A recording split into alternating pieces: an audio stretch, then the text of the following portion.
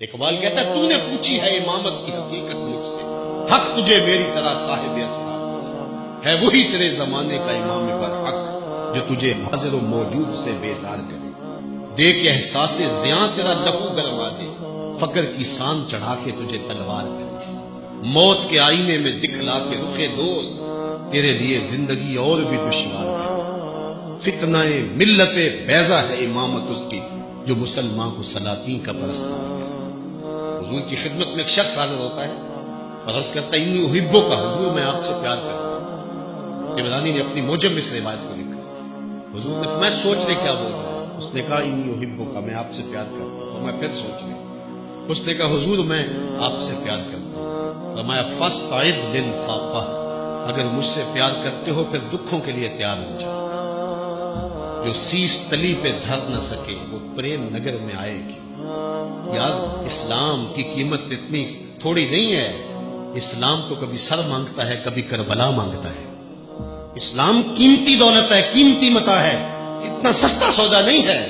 اللہ قرآن میں فرماتا ہے تم سمجھتے ہو جنت میں یوں ہی چلے جاؤ گے؟ تم سے قبل لوگوں کو جھنجھوڑا گیا اور انہیں پیس کے رکھ دیا گیا، حتیٰ کہ وقت کے نبی بھی پکار اٹھے کہ مالک تیری مدد کب آئے گی؟ پھر ہم نے کہا بس میری مدد آیا جا رہی ہے۔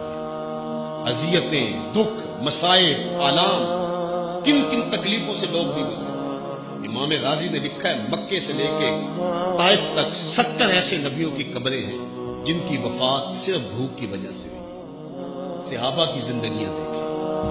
آج تو ہم دین کے کہنے پہ کچھ چھوڑنے کے لیے تیار نہیں ہوتے۔ ڈاکٹر کہہ دے تو چینی چھوڑ دیتے، ڈاکٹر کہہ دے تو نمک چھوڑ دیتے، ڈاکٹر کہہ دے تو ہم مرخن غذائیں چھوڑ دیتے ہیں۔ وہ ایک بڑا پاکستان کا امیر ترین شخص ہے، اس کا ایک انٹرویو لگا تھا کسی ٹی وی چینل پہ، تو وہ کہا تھا میں 2-3 توست اور جو ہے وہ 1-2 انڈا لیتا ہوں دن کا، بس یہی خربوں پتی، لیکن مقصود یہی۔ ڈاکٹر نے کہہ دیا سب کچھ چھوڑ دیں، ڈاکٹر کہے تو چینی بھی چھوڑ دیں، ڈاکٹر کہے تو گھی بھی چھوڑ دیں، رب کہے تو کچھ بھی نہ چھوڑیں۔ وما قدر اللہ حق قدرہ، اللہ کی قدر کا لوگوں نے حق ہی نہ جانا، تو پھر دین اتنا ہی بے توقیر ہے، اتنا ہی بے قیمت ہے کہ ڈاکٹر کے کہنے پہ چھوڑ دو، رب کے کہنے پہ نہ چھوڑو، یہ کیسے ہو سکتا ہے؟ تو جب تم اس کے ہو جاؤ گے تیرے ہندیاں سندیاں محبوبہ میں کافر ہوں جے میں ہوں، جب اپنا آپ مٹاؤ گے تو پھر دیکھو۔ اقبال کہتا ہے نا کہ جب شکوے کی زبان کھولتا ہے اس وقت کہتا ہے کہ برق گرتی ہے تو مسلمان کے کاشانہ پہ، اور اوروں کے لیے حور و قصور، مومن کے لیے فقط وعدہ حور، تو پھر جواب آتا ہے کہ تم میں کوئی حوروں کا چاہنے والا ہے، جلوائے طور تو موجود ہے کوئی موسیٰ ہی، کوئی ہو تو صحیح، کوئی وہ جذبے لے کر کے آئے، کچھ سب کچھ برباد کر دینے کے لیے، سب کچھ چھوڑ دینے کے لیے آمادہ تو ہو۔ اگر بدر میں 313 لوگوں کو رب نے فتح کا تاج پہنایا اور اس دن کو میرے رب نے یوم فرقان کہہ کے پکارا، تو ذرا دیکھو تو صحیح یہ سارے گھر بار نہیں چھوڑ کے آگے تھے، بچے چھوڑ آئے، بیویاں چھوڑ آئے، ماں باپ چھوڑ آئے، وہ لوگ تھے جنہوں نے سب کچھ قربان کر دیا۔